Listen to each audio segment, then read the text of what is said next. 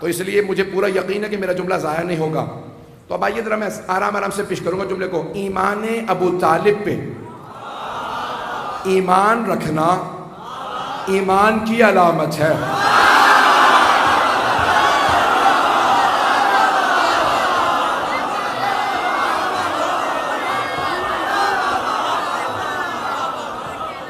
میں نے کہا تھا جملہ دہراؤں گا نہیں، اور واقعاً آپ نے حق ادا کیا ہے. جانے کے نام اب یہ ایمان حضرت ابو طالب علیہ السلام سے متعلق پوری بحث کو پیش کر رہا ہوں. اچھا، ایک نہ جانے پتہ نہیں یہ بحث کیسے مسلمانوں میں شرائط کر گئی ہے کہ کسی اور سے متعلق یہ بحث نہیں پیش کی جاتی.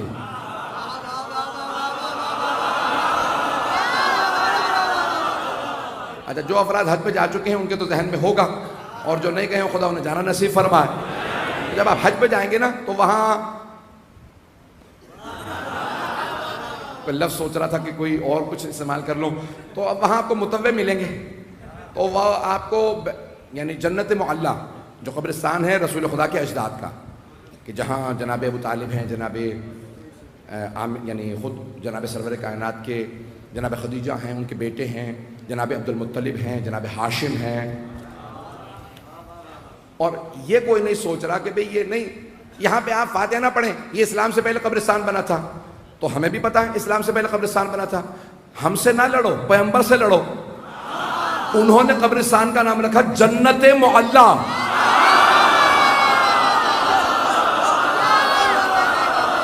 حبیب خدا نے نام رکھا جنت معلیٰ. جنت بھی نہیں، جنت معلیٰ، جیسے ہے کربلا معلیٰ. تو عزیزان گرامی وہاں آپ جائیں نا تو اگر متوع کھڑا ہوگا کہتے خبردار یہاں فاتحہ وغیرہ نہ پڑھنا، زیارت نہ کرنا، آگے کوئی دعا نہ مانگنا. اور 3 الفاظ ہی انہیں یاد ہیں. یہاں پہ اگر فاتحہ پڑھو گے، دعا مانگو گے، ذریعے پہ زیارت کرو گے تو بدعت ہے، شرک ہے، حرام ہے. میں بار بار کہہ رہا ہوں، نہ جانے کہ 3 الفاظ انہیں کون دے گیا.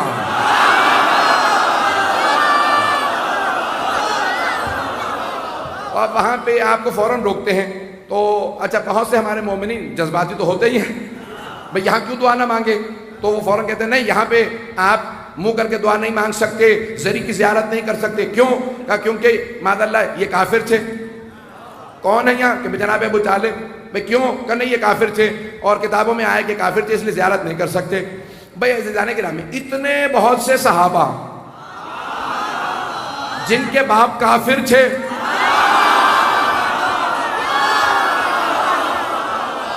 نہیں میں توہین نہیں کر رہا ہوں، میری عادت ہی نہیں ہے بالکل بھی. عزیزان گرامی بھئی کتنے بہت سے ایسے لوگ تھے جن کے باپ جو ہیں وہ کافر تھے، لیکن کہیں پہ ضد نہیں ہے.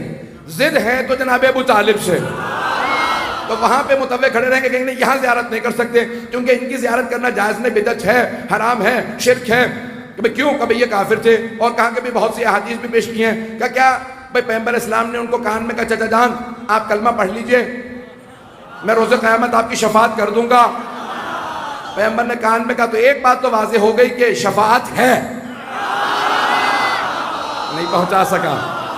تو وہ کہتے ہیں پیغمبر نے، رسول خدا نے جناب ابو طالب کے کان میں کہا. میں کتاب کا حوالہ نہیں دے رہا ہوں، آپ کو معلوم ہے کہ اس کی دل آزاری نہ ہو جائے کتاب کا نام لوں گا تو کتاب میں آیا، ہماری مستند ترین کتاب ہے قرآن کے بعد. وہ کہتے ہیں تو اس میں لکھا ہوا ہے کہ رسول خدا نے کہا چچا جان، کان میں کہا چچا جان آپ کلمہ پڑھ لیجئے، میں آپ کی شفاعت کر دوں گا. تو جناب ابو طالب نے فوراً پلٹ کے کہا بھتیجے میں اپنے اجداد کے دین پہ باقی ہوں.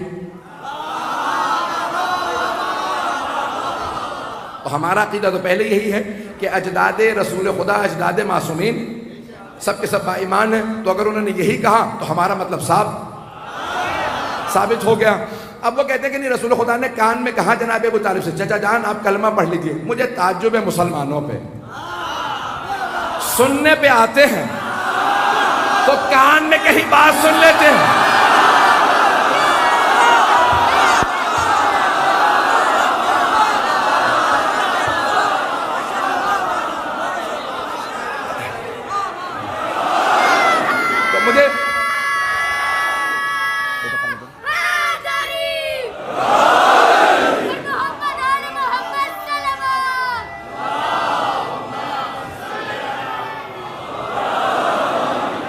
توجہ ہے عزیزان کرام. مجھے تعجب ہے مسلمانوں پہ، سننے پہ آتے ہیں تو کان میں کہیں بات سن لیتے ہیں. بھئی کان میں بات اسی لیے کہی جاتی ہے تاکہ کوئی اور نہ سنے، نہیں پہنچا پائے. مجھے اگر انتظامیہ سے کچھ کہنا ہو نا، میں کان میں کسی کے بات کہہ دوں تو کان میں کہنے کا مقصد یہی ہے تاکہ آپ لوگ نہ سنیں. تعجب ہے مسلمانوں پہ، سننے پہ آتے ہیں تو کان میں کہیں بات سن لیتے ہیں، اور نہیں سننے پہ آتے تو غدیر میں چیخ چیخ کے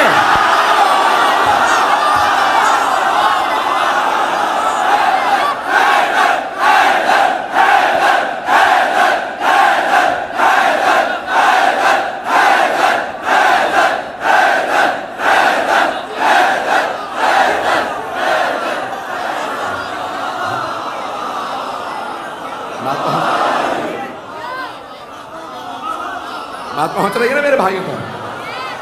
تو عزیزان گرامی،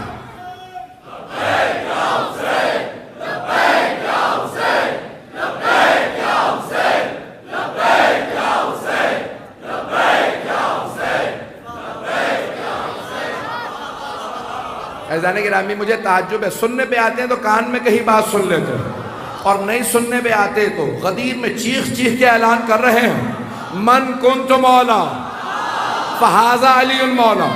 اور وہاں پہ کسی کو سنائی نہیں دے رہا. ایک صاحب سے پوچھا بھائی آپ غدیر میں موجود تھے، پیغمبر نے کیا کہا؟ تو انہوں نے منہ بنا کے کہا میں ذرا دور بیٹھا تھا. انہوں نے دوسرے سے کہا بھائی تو سب سے آگے بیٹھا تھا. بھائی آپ تو سب سے آگے بیٹھے تھے تو آپ نے کیا سنا؟ کہا سنا میں نے لیکن دیکھ نہیں سکا. کہ سب سے آگے بیٹھے تھے دیکھ نہیں سکے. کہ سورج کی روشنی بہت زیادہ تھی. مجھے نہیں پتا سورج کی روشنی زیادہ تھی یا علی کے چہرے کا نور. وہاں پوری بحث یہ ہے، وہ کہتے کہ نہیں آپ ان کو یہاں پہ آ کے سلام نہیں کریں، زیارت نہیں پڑھیں، اور یہ بدعت ہے، اور پیغمبر اسلام نے کان میں کہا تھا. اور بھئی اچھا ٹھیک ہے کان میں کہا تھا تو آپ کو کیسے معلوم ہے؟ کہ اس کے 3 راوی ہیں. آج 3 پہ چلتا رہے گا سارا سلسلہ. تو میں 3 راوی بتا رہا ہوں، میں کسی کی توہین مقصود نہیں. تینوں راویوں کی جلدی نام سن لیجیے. پہلے راوی ہیں عبداللہ ابن عباس،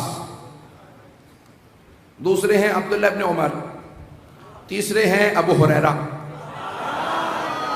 تو 3 راوی ہیں، اور وہ کہتے ہیں قریش کے سارے سردار جمع تھے. پیغمبر نے ایک مرتبہ سرور کائنات نے آ کے اپنے چچا کے کان میں کہا چچا جان ایمان لے آئیے میں آپ کی شفاعت کر دوں گا. تو اب آئیے ذرا دیکھتے ہیں. میں تو تجزیہ کروں روایت کا، کیونکہ روایت کے اوپر تجزیہ جائز ہے. علم رجال کی بحثیں ساری اسی پہ، اور شیعہ سنی سب علم رجال کی بحثیں. پہلے عبداللہ ابن عباس، ذرا ان سے متعلق تجزیہ کر لیجئے، جو اس وقت 2 برس کے تھے.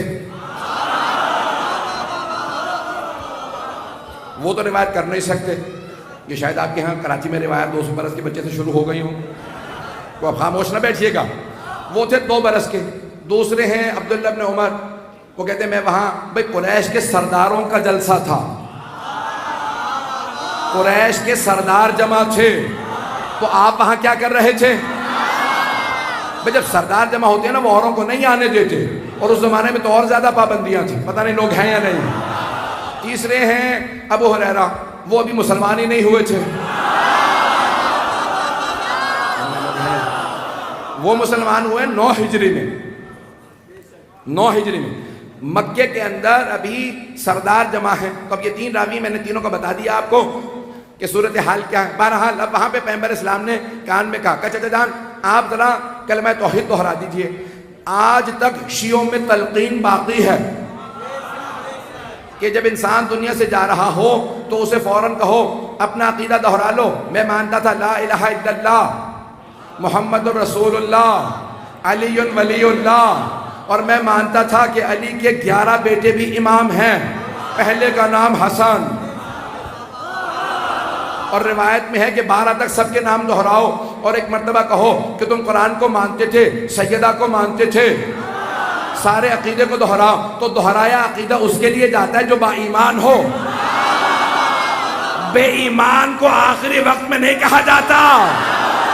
گرامی میں پیش کر رہا ہوں. تو اب وہاں سردار جمع تھے، اور ایک مرتبہ جناب ابو طالب علیہ السلام سے اگر کہا سرور کائنات نے تو ہمارا عقیدہ یہی ہے، شاید اسی لیے یہ ہمارے ہاں رائج ہے. چھٹے امام نے کہا کہ جو مرنے والا ہو اس سے کہنا عقیدہ دہرا لے.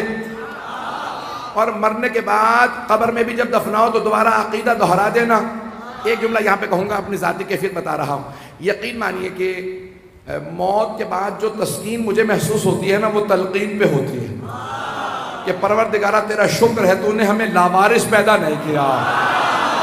نہ جانے قبر میں کون کون جائے گا، کیسے کیسے جائے گا. تیرا شکر ہے تو نے ہمیں علی کا ماننے والا بنایا. قبر میں بھی جائیں گے تو مولا